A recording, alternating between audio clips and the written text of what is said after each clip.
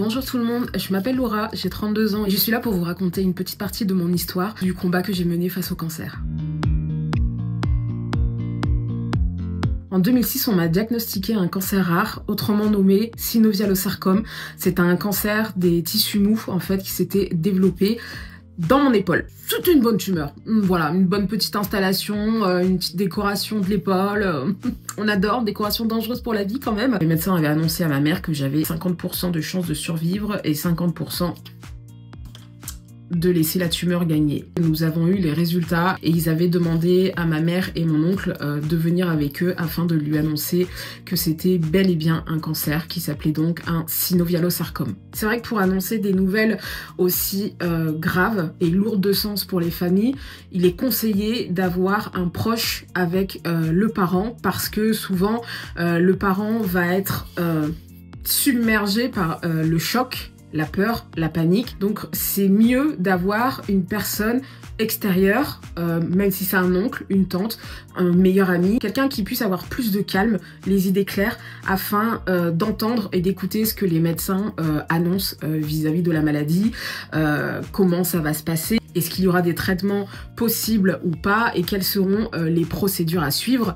Et c'est vrai que ça a beaucoup aidé que mon oncle soit là, parce que ça a permis après coup de pouvoir avoir des discussions entre lui et ma mère pour qu'il puisse lui répéter ce que ma mère n'avait pas forcément retenu sur le moment, parce que vous imaginez le choc que c'est quand on apprend que notre enfant est malade quoi. Et je vous avoue que j'ai très peu de souvenirs. J'étais très jeune, j'avais 15 ans, donc c'est vrai que quand on m'a annoncé que j'avais un cancer, j'ai pas vraiment réalisé la chose. Je l'ai plutôt pris avec détachement. Je pense que mon jeune âge et mon insouciance m'a indirectement protégée de cette nouvelle des plus gravissimes en fait. J'ai toujours eu ce détachement face à ma maladie, en parlant avec beaucoup de facilité de ce que j'avais pu vivre, même si j'avais pu vivre beaucoup de traumatismes.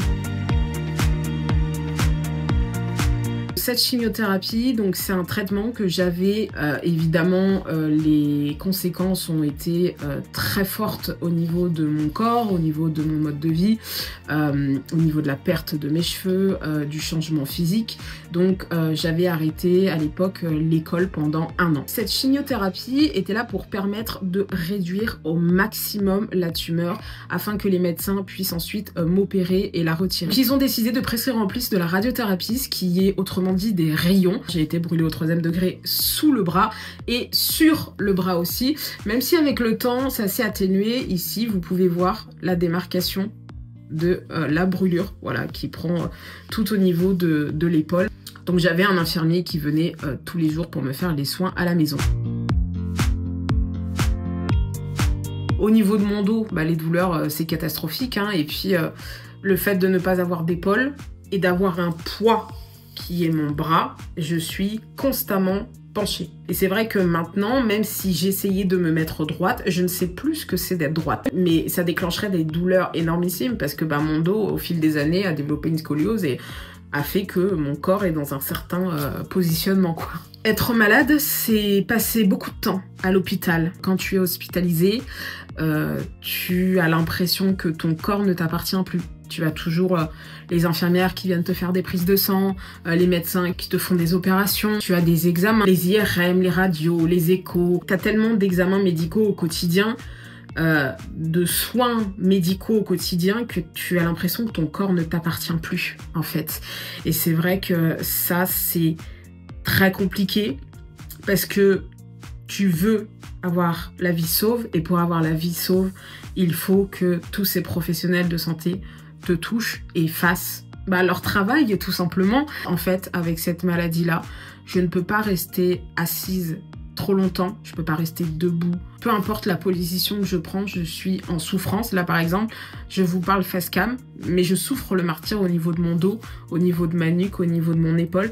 Là depuis tout à l'heure, j'ai le trapèze qui a gonflé parce que je suis dans la même position et que ça me tire dans tous les sens en fait. Donc j'ai beaucoup de traitements pour m'aider avec ça, mais malheureusement ça a eu un impact conséquent au niveau professionnel parce que j'ai le statut de travailleur handicapé. Au niveau relationnel, avoir un handicap et des problèmes de santé, c'est compliqué. C'est compliqué parce que on veut être accepté, on veut profiter avec nos amis, faire les activités qu'ils font, soulever une boîte, traîner une valise, faire la vaisselle, ranger le lave-vaisselle, choses comme ça. C'est des gestes tellement simples pour les gens qu'en fait, à aucun moment, ils vont se dire « Mais attends, mais avec son handicap, ses problèmes de santé, tel qu'elle, elle peut pas le faire.